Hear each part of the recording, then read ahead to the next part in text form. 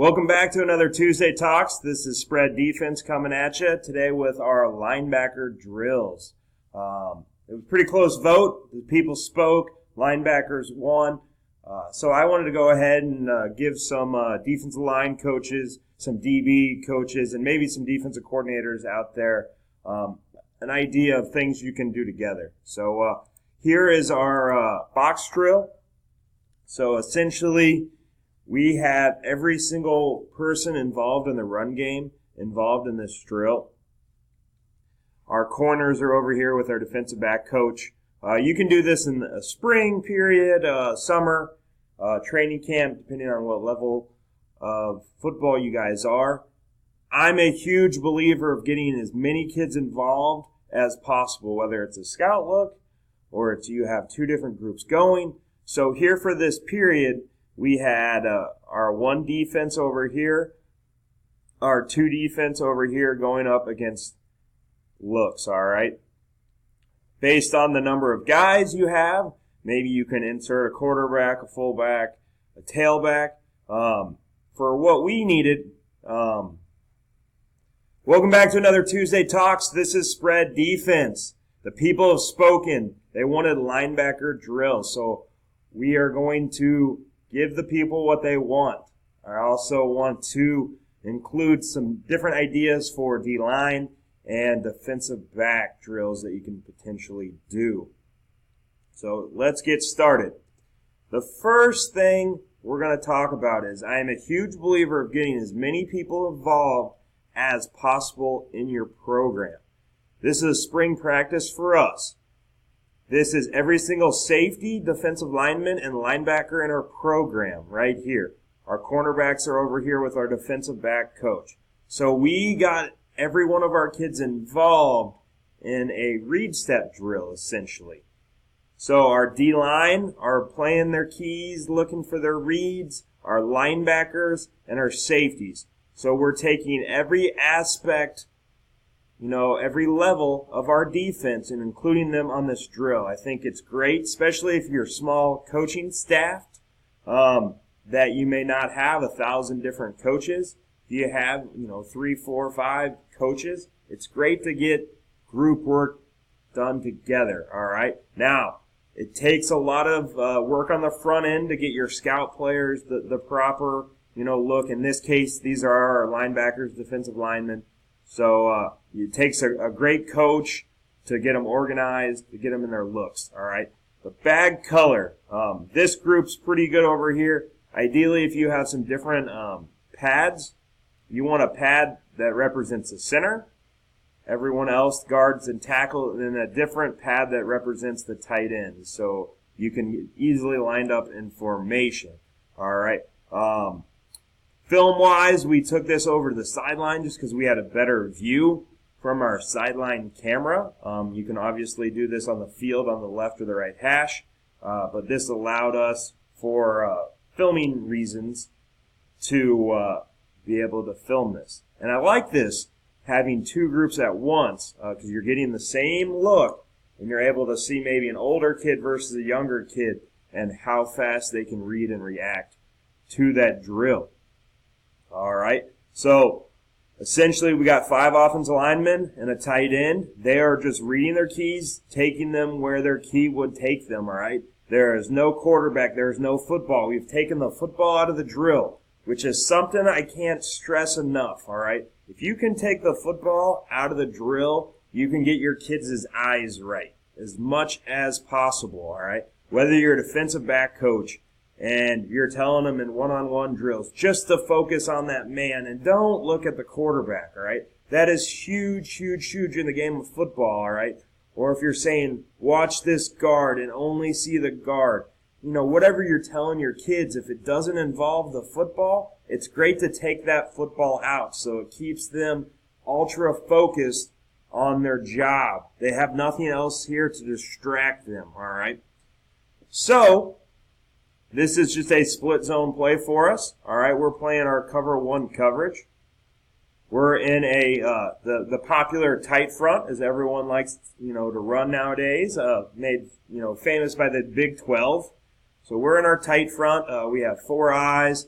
That's our middle backer, our outside guys are stacked. We're going to bring our Mike linebacker on the rush here.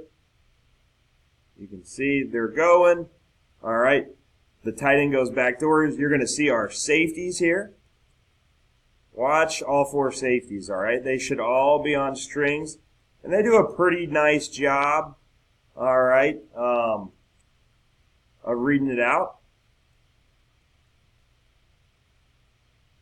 So we're just getting split zone. All of our defensive linemen and linebackers should get in their gap. Our edge player should spill. So you get good work on your spill drill. So as a D-line coach, you guys are doing these drills every single day. As a linebackers coach, you're probably doing this sort of work every single day. As a DB coach, you're doing this work every single day. This allows us to do it all together, all right? And we film it, and then we can review it.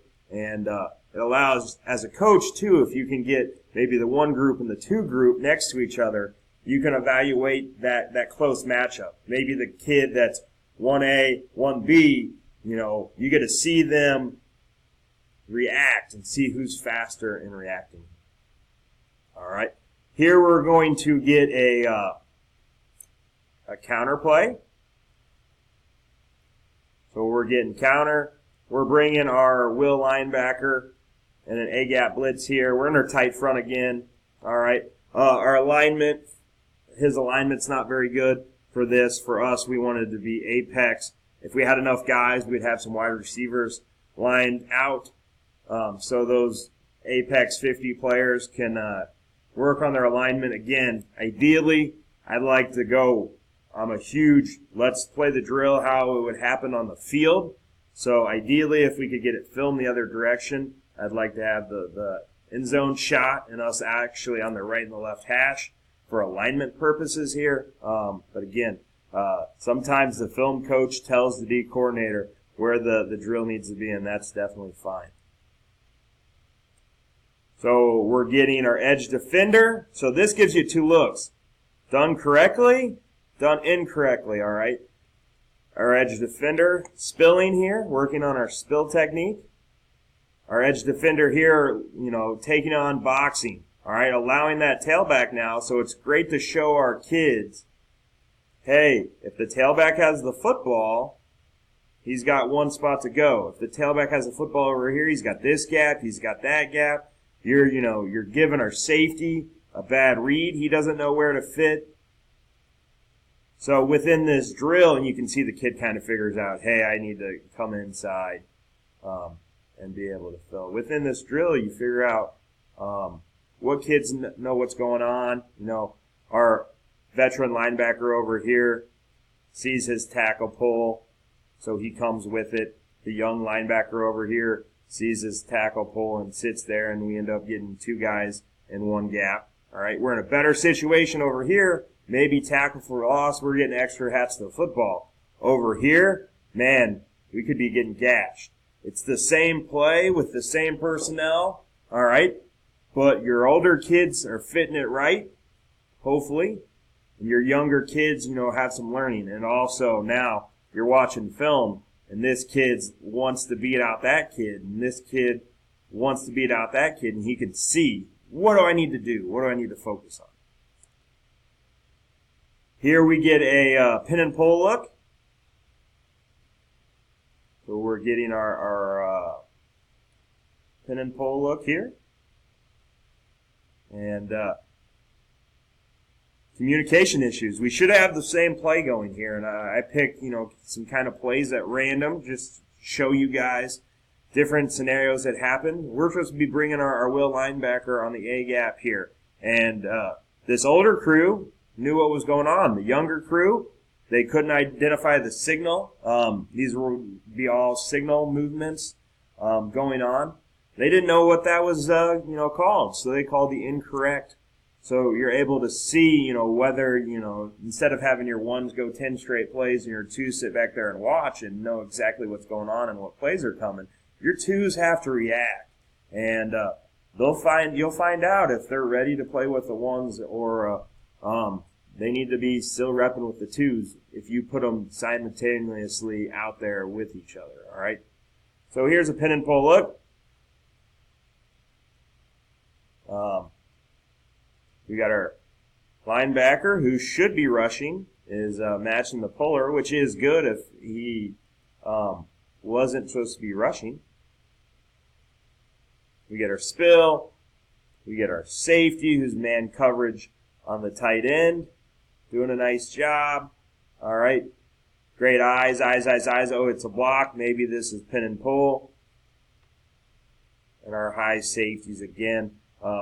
Ideally, we can get these garbage cans out of the way, and my safeties could have a little bit better chance. But, hey, just play the play with what you read. If you're sitting here and you're our Mike linebacker and you're reading this shoulder, read that shoulder. What's it tell you?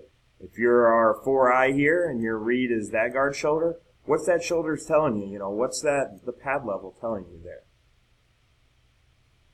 All right, and then our last one, a favorite of mine, is this is a run emphasis period. It doesn't have to be. We're going to bring our Bob linebacker on an outside rush, but I always like to throw in a pass play just to see, if your linebackers are being hesitant. All right, so we're bringing our Bob linebacker on a rush. All right, we told them to go outside, so we're wrong over here. We do a better job on this direction. But our Mike here, he's just playing the drill. It'd been 5 straight runs, so he's going to his gap. Well, that's a pass read. You can get in your drop. This Mike does a better job. Our Wills do a pretty decent job. All right, and it's high hat for our D lineman. Now we got to transition into our pass rush. So, I like this, if you're going to have 8 plays, throw in 2 passes, or if you're going to have 6 plays, throw in a pass, just to make sure your guys aren't just playing the drill. Our tight ends ran a route, so safeties go cover them. And that's important to have maybe a different colored bag. Maybe your tight end or your H-backs don't have a bag, so the safeties know who the eligible players are. But I think as much as possible, if you can get your whole team involved in a drill, there's not those points in practice that is just stale, all right? Your kids are excited to come out to practice. If we're doing 6 or 8 reps, then we're flipping it, and our one defense is now doing the looks for our guys. I think this spring we had 3 groups. So what we did was once we flipped, the one defense came over, did this look, and over here, and we allowed our 2s and 3s to get extra reps for this. And again, your corners could be involved in the drill, or we play a lot of press. Our corners are off with their defensive back coach, working on their press technique. There's days that you don't have enough guys that maybe you just need to do one group. And maybe with one group you have enough guys to have the quarterback, the H-back.